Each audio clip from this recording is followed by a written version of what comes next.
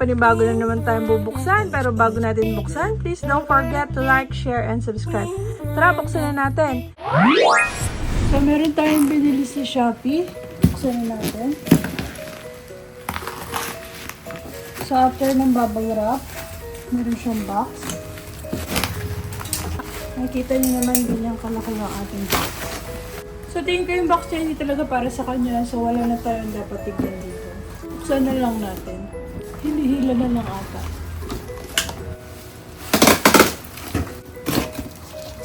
Tcharam! Wow! So, meron tayong biniling litter box. Nakikita nyo, meron tayo dito ng kulay gray na parang pa-extension niya dito. Ganyan. So, stainless steel yung binili natin. So, may kasama siyang ganito, pang pataas. Meron din siya mga butas-butas dito para pag lumabas siya tayong pusa, yung paa niya, malilinis niya dito. Tapos, meron din siya scooter na merong ganito. So, ito ay para pangsabit ata. Ganyan. Ano ba to? Basta pangsabit yan. Pag ganito. Yan, pangsabit. Hindi ko alam kung tama ba ganyan. Basta pangsabit siya. Tapos, may kasama tayong hindi ko alam. Parang dalawang styrofoam. Meron din ganito. So, tanggalin muna natin sa plastic. Kita nyo naman, stainless steel yung binili natin. So, yung plastic kasi maliit. Malabas yung pupo ng mga pusa. Hindi sila nagkakasya. Pero pang kitten, okay lang yung maliit. Dito na tayo sa stainless steel para mas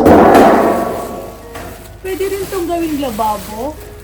Kung gusto nyo butasan, yun na lang. O pwede rin itong batya sa mga baby nyo kung gusto silang paliguan yung mga baby. Tapos ito, ilalagay natin dito. Makikita nyo naman meron siyang parang pang-lock dito. Yan. Ikapit nyo lang yan.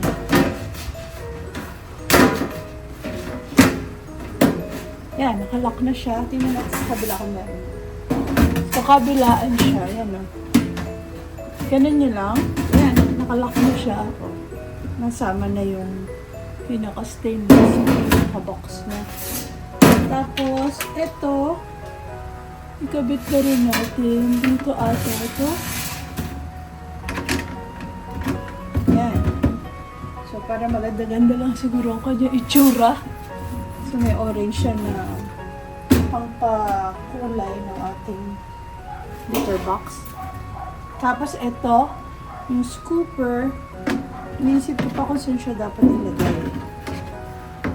Baka dito. Ay, hindi. Dito? Dito na lang. Ganyan.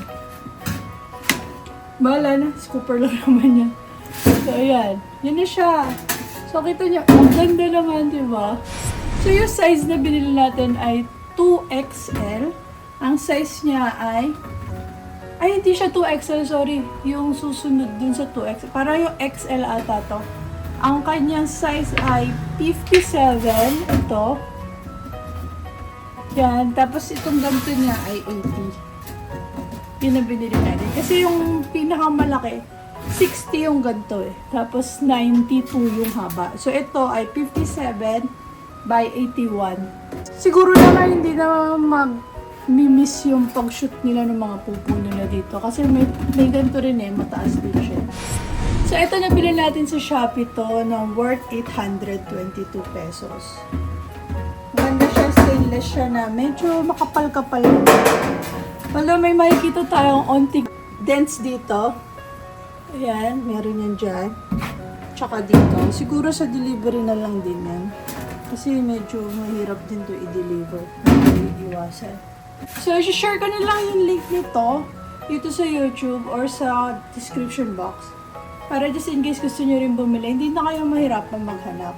Kita nyo naman maganda yung kanyang quality. So, ito yung ating lumang litter box. Lagi na lang yan sumasabit-sabit dyan. So, ito yung mga pusa. Ito, lagi na lang may sugat.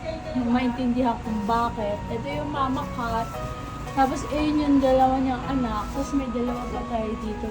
Mga kuting sa cat condo. May unboxing din tayo niyang cat condo. Ito pa yung isa, si Orange. Meron pa dito isa, si Cricket. Ito si Whiskas. So, iaayos din natin yung kanilang litter box. Bali, ito, mapupunta dito sa mga kuting na to. So, kukuhanin na natin itong litter sand dito. Kasi, papalitan na nga yan sila. Lalagay na natin dito. Yan. Daming mga ano. Tapos, dadagdagan natin. Ang gamit natin litter sand ngayon ay Top Cut Baby Powder. Share ko na lang din yung link nito dito. Naubos na po agad yung ating litter sand. Ang laki kasi niya yun. Tignan niyo naman yung size difference. Oh. Ito yung luma. Yan yung bago. So, ito ilalagay na natin dun. Sa isa dun. Lipat na po siya. Dito sa cat condo. At ito, dito na ulit siya. Sana may makuha tayo ngayon na pupupo para makita natin yung size. Or ilagay na lang natin yung pusa. Ganito po siya kalaki sa isang pusa. Yan. So, hindi naman na siguro sila magmi-miss dyan ngayon kasi malaki na yan eh. Madalas, ito ang laging hindi nakakashoot ng pupo niya. So, naiayos na rin yung isa. So, Putin, baka naman, pwedeng hindi mo na i-miss yung pupo mo, ano? Ito na ang pupuan mo. Yan, stainless na, ha? So, yun lang. Thank you. Bye-bye! Bye.